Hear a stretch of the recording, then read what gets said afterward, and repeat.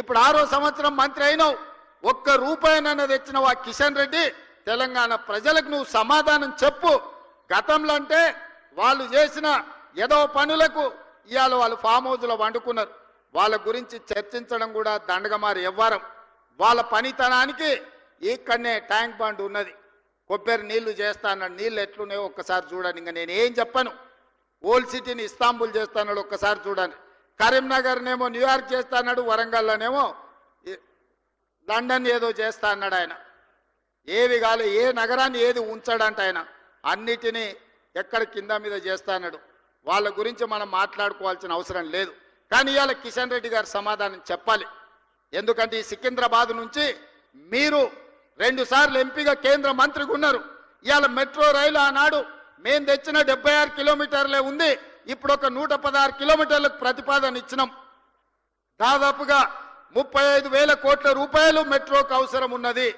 ఇవాళ మెట్రోకు మోడీ నుంచి ఎన్ని నిధులు తీసుకొస్తావో నువ్వు సమాధానం చెప్పు కిషన్ రెడ్డి. గుజరాత్కు మెట్రో తీసుకెళ్తాడు, లేకపోతే బెంగళూరుకి మెట్రో ఇస్తాడు, చెన్నైకి మెట్రో ఇస్తాడు మోడీ గారు. హైదరాబాద్ నగరానికి ఎందుకు మెట్రో ఇవ్వడు? ఈడ బీజేపీకి ఓట్లు ఇయ్యలేదా? మిమ్మల్ని గెలిపించలేదా? మీరు కేంద్ర మంత్రి కాదా కిషన్ రెడ్డి గారు? మెట్రోకి ఇవాళ 35,000 కోట్ల రూపాయల అవసరం ఉన్నది.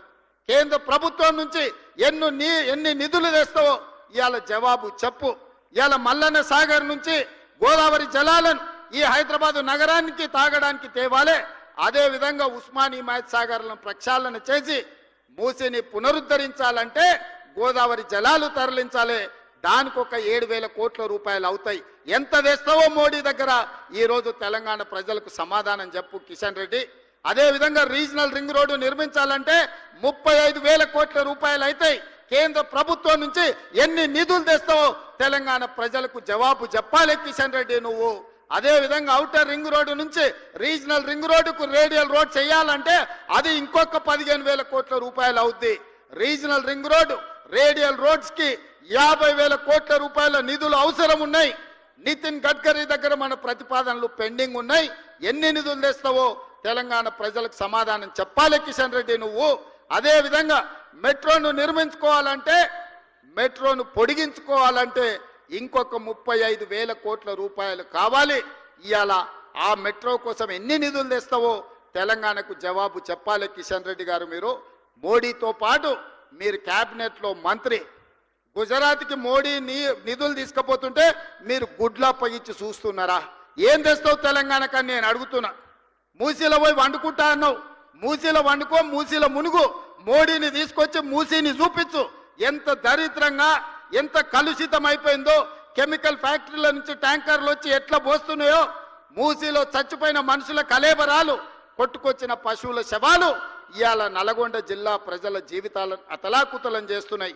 అయినా నీకు కనికరం కలగలేదా కిషన్ రెడ్డి గారు అని నేను అడుగుతున్నా. ఇవాళ బీఆర్ఎస్ వాళ్ళు, బీజేపీ వాళ్ళు మూసీని అడ్డుకుంటామంటున్నారు. ఎందుకు అడ్డుకుంటారు, ఎందుకు అడ్డం పండుకుంటారని నేను అడుగుతున్నా. ఈ కాలుష్యాన్ని తొలగించాల్సిన అవసరం లేదా? హైదరాబాదు నగరం మరో ఢిల్లీ లాగా మారాలనా? ఈ కాలుష్యంతో మనం బతకలేని పరిస్థితి వచ్చి మళ్ళీ అడవుల్లోకి పోయి ఆది మానవుల్లాగా మనం బతకాలనా? లేకపోతే అధునాతనమైన నగరంలో ఈరోజు మనం నివసించాలనా? తెలంగాణ సమాజం ఆలోచన చెయ్యాలి. ఈ నగరం మనది. ఈ నగరం మనం బ్రతకడానికే కాదు, మనకు ఉపాధి ఇచ్చింది, మనకు ఆదాయాన్ని ఇచ్చింది, మనకు ప్రతిష్టను తెచ్చింది.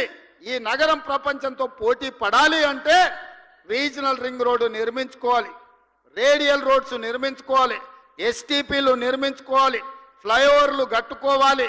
అదేవిధంగా గోదావరి కృష్ణా నదీ జలాలను తాగడానికి తరలించుకోవాలి, మెట్రో రైలును విస్తరించుకోవాలి.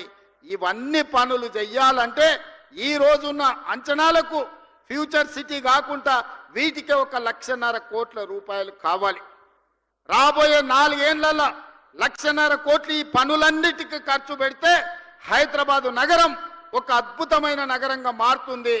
ఈ అద్భుతమైన నగరం ప్రపంచ పెట్టుబడులకు వేదిక అవుతుంది. ఈ ప్రపంచ పెట్టుబడులకు మన నగరాన్ని వేదిక చెయ్యాలి అంటే కేంద్ర ప్రభుత్వం సహకరించాలి. ఏడ్చేటోడు ఏడుస్తాడు. ఏడ్చేటోడు గురించి నాకు బాధ లేదు. ఎందుకంటే బీఆర్ఎస్ వాళ్ళు మేము చెయ్యలేదు, ఈయన చేస్తున్నాడు, ఈయనకు పేరు వస్తే మా మనుగడ ఉండదు, మా ఉనికి మాయమవుతుందని వాళ్ళు బాధపడుతున్నారు, వాళ్ళ బాధ మనం అర్థం చేసుకుంటాం. కానీ 11 ఏళ్ల నుంచి 3 సార్లు ప్రధానమంత్రిగా మోడీ ఉన్నాడు. హైదరాబాదు నగరంలో వరదలు వచ్చి మునిగిపోయినప్పుడు ఒక్క పైసా కూడా ఇయ్యలే మోడీ. ఇక్కడ ఇండ్లు దడిచిపోతే, ఇక్కడ సామాన్లు మునిగిపోతే అప్పుడు ఆయన బండి సంజయ్ చెప్పిండు, బండి కట్టుకోపోతే బండి ఇస్తాం, ఆటో కొట్టుకోపోతే ఆటో ఇస్తాం, కారు పోతే కారు ఇస్తాం అన్నాడు. తర్వాత అడిగితే మీకు ఇన్సూరెన్స్ ఉంటుంది కదా తెచ్చుకోపోండి అన్నాడు. ఇది వాళ్ళ నీతి. అందుకే ఇవాళ మీరు నిధులు తెస్తారా లేకపోతే గుజరాత్కే వలసపోయి అక్కడనే బతుకుతారా అని నేను అడగదలుచుకున్న కిషన్ రెడ్డి గారిని. నువ్వు హైదరాబాదు నగరం గురించి, అభివృద్ధి గురించి నా సంగతి వదులు. సికింద్రాబాద్ ఎంపీ కదా, నీ దగ్గర ఏం ప్రణాళిక ఉందో చెప్పు.